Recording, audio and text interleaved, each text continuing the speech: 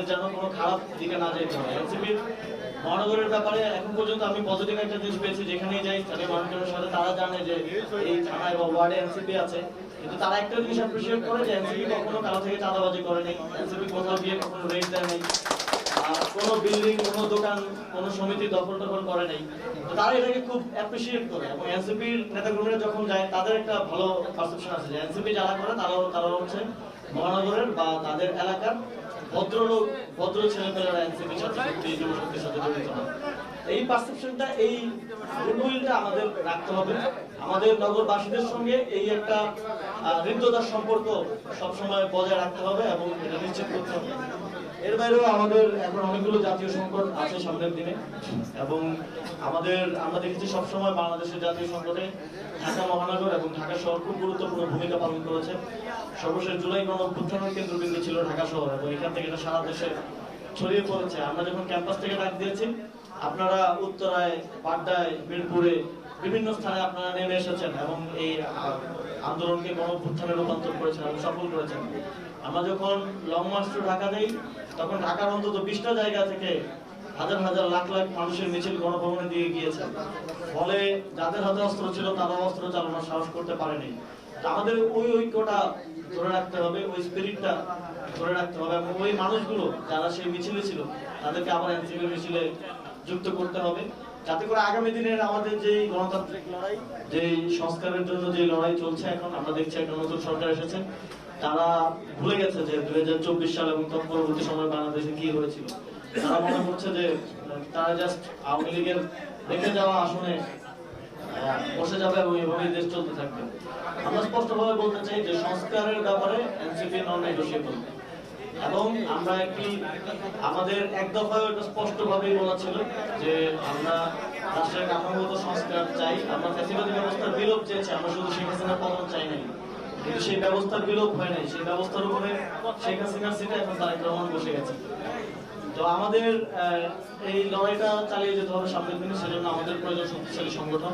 আমরা এর মধ্যেই আপনারা দেখেছেন যে ঢাকা মহানগর দক্ষিণে আমি বলেছি যে আমরা ময়লার বিল মৌকুফ করে দিই। অনেকে প্রশ্ন করেছে, অনেকে বটকটে এসে কমেন্ট করেছে যে ময়লার বিল কি আমি দিব না আমার বাদ দিবে, এরকম। তো এটা পৃথিবীতে নজির আছে, এটা প্রথম আমরা বলছি এমন না।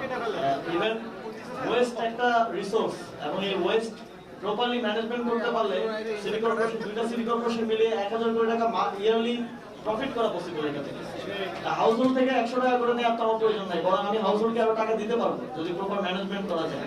তো এটার মডেল পৃথিবীতে আছে। আমরা বাংলাদেশের জন্য লোকালি সাস্টেনেবল একটা মডেল তৈরি করবো, এবং এটা আমাদের মহানগর উত্তর এবং দক্ষিণের উভয়ের ইশতেহারে এটা থাকবে। এবং শুধু এটা না, বাংলাদেশে স্থানীয় সরকার আইডিয়ালি পৃথিবীতে যেভাবে এম্পাওয়ার্ড, যেমন পৃথিবীর বিভিন্ন জায়গায় লোকাল গভর্নমেন্টের আন্ডারে কিন্তু ওয়াটার ম্যানেজমেন্ট থাকে, লোকাল গভর্নমেন্টের আন্ডারে এই যে ওয়েস্ট ম্যানেজমেন্ট থাকে, এর বাইরেও ইউটিলিটিস, বিদ্যুৎ থেকে শুরু করে সবকিছু লোকাল গভর্নমেন্টের আন্ডারে থাকে। কিন্তু বাংলাদেশের লোকাল আসলে না, এটা আমাদের বর্তমান বাস্তবতা। তো ইউটিলিটিস গুলো যদি লোকাল গভর্নমেন্টের সাথে সামনের দিনে কোঅর্ডিনেশনটা করে, আর যদি আমরা সুযোগ পাই, সেক্ষেত্রে শুধু ময়লার বিল একটা ছোট জিনিস, পানির বিল, বিদ্যুৎ বিলও ফ্রি করে দেওয়া পসিবল। কিন্তু সেটা বাংলাদেশের প্রেক্ষাপটে একটু কঠিন, কারণ এটা বিদ্যুৎ থেকে জ্বালানি মন্ত্রণালয়ের অধীনে, আর পানি থেকে ওয়াসা, যেটা আসলে গভর্নমেন্টের সাথে সেভাবে সমন্বয় বা অথরিটি নাই। তো এই পরিবর্তনগুলো পৃথিবীতে তো হচ্ছে, এবং পৃথিবীতে এটার প্রুভেন মডেল আছে। এটা এমন না যে আমরা, এটা জাস্ট আমাদের অযোগ্যতা জাতিগতভাবে যে আমরা আজ পর্যন্ত এটা করতে পারিনি। যারা দায়িত্ব ছিল তাদের দূরদর্শিতার অভাব, এবং তাদের হচ্ছে অন্যান্য জিনিসে মানে যারা লোকাল গভর্নমেন্ট আছে সে হাত নিয়ে পড়ে থাকে, সে এটা চিন্তা করে না যে জনগণকে কি দিব। ফলে এই পিপল ওয়েলফেয়ারের যে কাজগুলো সেটা সম্ভব হয় নাই। আমরা 50 বছর সেখানে যেতে পারি। তবে এখন একটা পজিটিভ জিনিস হচ্ছে, তরুণরা নেতৃত্বে এসেছে বাংলাদেশে। তরুণরা ইতিপূর্বেও পরিবর্তন করে দেখিয়েছে যখন তারা দায়িত্ব ছিলেন, তারা ভবিষ্যতেও পরিবর্তন করার সক্ষমতা তাদের আছে, এবং গ্লোবালাইজেশনের মাধ্যমে তারা পৃথিবীর সাথে খুব বেশি ভালোভাবে কানেক্টেড। সুতরাং পৃথিবী এগিয়ে যাবে, বাংলাদেশ পিছিয়ে থাকবে, এটা সম্ভব নয় তরুণদের নেতৃত্বের সময়। এবং শুধু আমাদের না, অন্যান্য পার্টিতেও আমরা দেখছি তরুণদেরকে প্রার্থী করা হচ্ছে। আমরা এটা আমরা পজিটিভলি গ্রহণ করি, কারণ এখন প্রতিদ্বন্দ্বিতাটা পুরনো রাজনৈতিক বন্দোবস্তের লোকদের মধ্যে হবে না। এখন যারা নতুন রাজনৈতিক বন্দোবস্ত চায় তাদের মধ্যে প্রতিদ্বন্দ্বিতা হবে। তো দিন শেষে অন্য পার্টি থেকে তরুণদেরকে দিলেও রাজনীতিটা এনসিপি রাজনীতি হচ্ছে। এনসিপি যে রাজনীতির কথা গণঅভ্যুত্থানের সময় থেকে গণঅভ্যুত্থানের পর থেকে বলে আসছে, সেটাই বাংলাদেশে দেখা যাচ্ছে। তো সেটার জন্য সবচেয়ে গুরুত্বপূর্ণ এলিমেন্ট, সবচেয়ে গুরুত্বপূর্ণ প্রভাবক হচ্ছেন আপনারা, ঢাকা মহানগর এবং জাতীয় নাগরিক পার্টির যারা নেতা কর্মী আছেন থানা এবং ওয়ার্ড পর্যায়ে। আপনি সবকিছু বাস্তবায়ন হবে আপনাদের হাত ধরে। নেতৃত্ব পলিসিটা দিবে, কিন্তু সেটার বাস্তবায়নটা আপনাদের হাত ধরে।